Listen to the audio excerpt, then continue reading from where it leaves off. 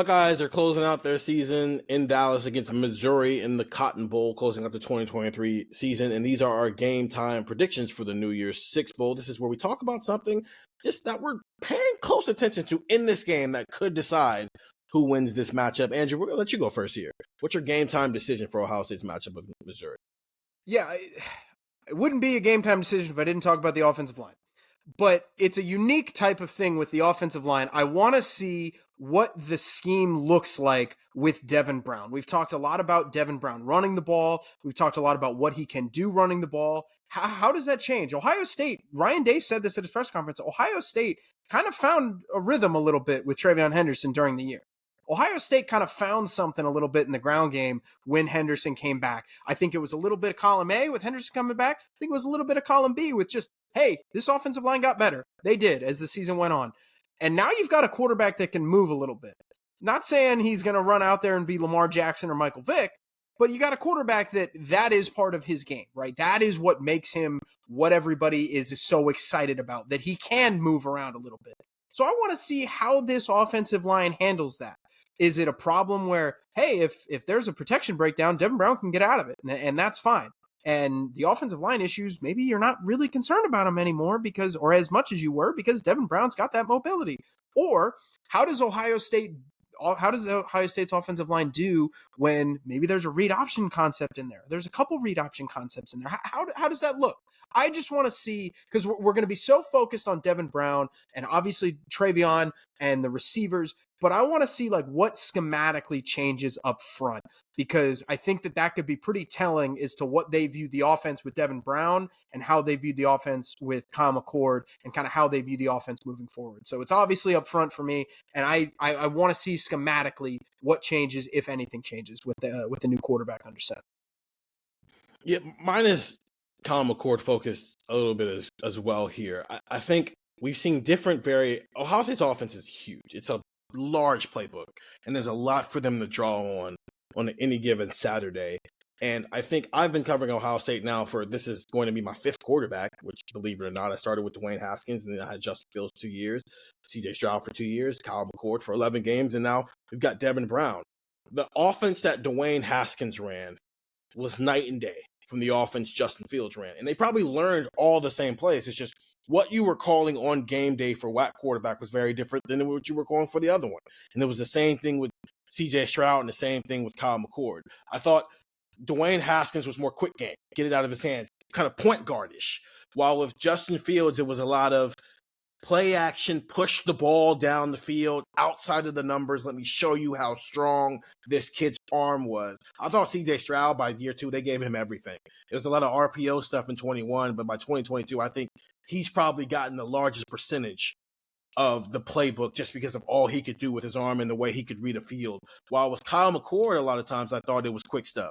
It was quick, one read stuff. And I'm not saying any of this is negative. It's just different styles of quarterbacks. I think I'm wondering what that looks like with Devin Brown. Is it a Justin Fields type of thing where you're seeing a lot of play action, push the ball down the field to these receivers, vertical passing game? Is it quick stuff to get the ball out of his hands?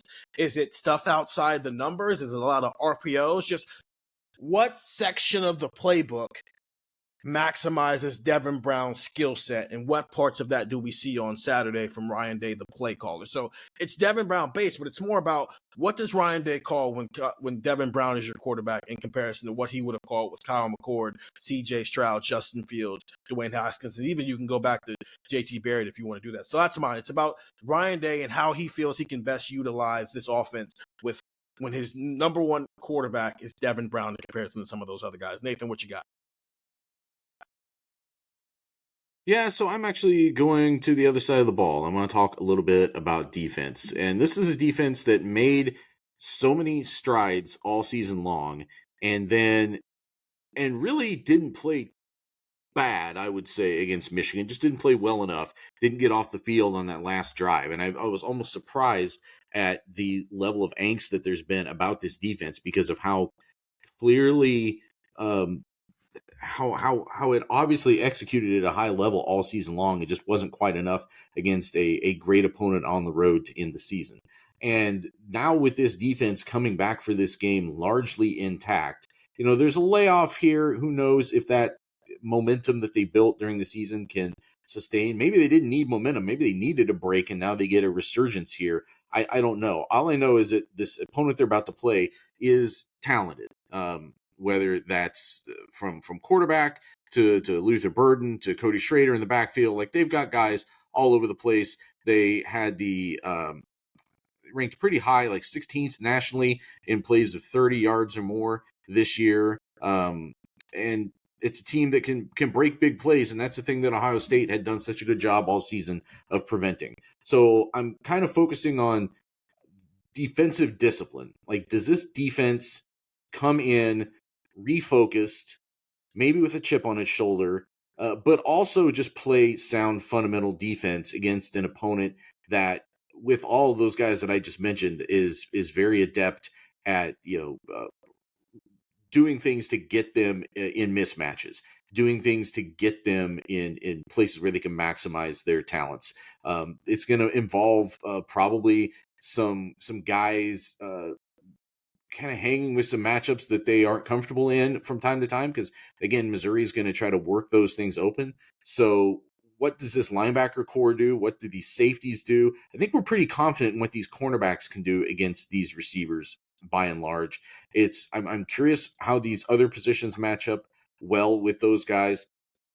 And then also, can they replicate what for most of the season was a really strong run defense? Can they keep Cody Schrader bottled up, not let him start breaking things on the ground? Again, Ohio State built one of the biggest hallmarks of the transition it made from 22 to 23, and the turnaround it made, if you want to call it that, was a team that allowed a lot of big plays, a team that allowed no big plays. I think if you're allowing big plays in a game like this, not only are you not only is your opponent putting points on the board, I think you're also making things tougher on Devin Brown. I think this defense can be a big asset for Devin Brown if it performs the way that it did, by and large, for the first, I would say, even 12 games of the season.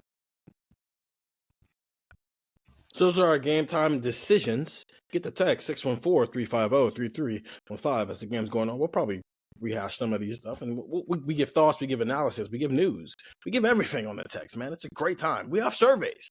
614-350-3315, 2-week free trial, $3.99. After that will wrap up our preparation for Ohio State's Cotton Bowl matchup with Missouri on Friday. The next time you see us or hear us, we'll be on the post-game pod right after that game, after we talk with players and we talk with coaches right after that game, as Ohio State wraps up this season in Dallas, Texas.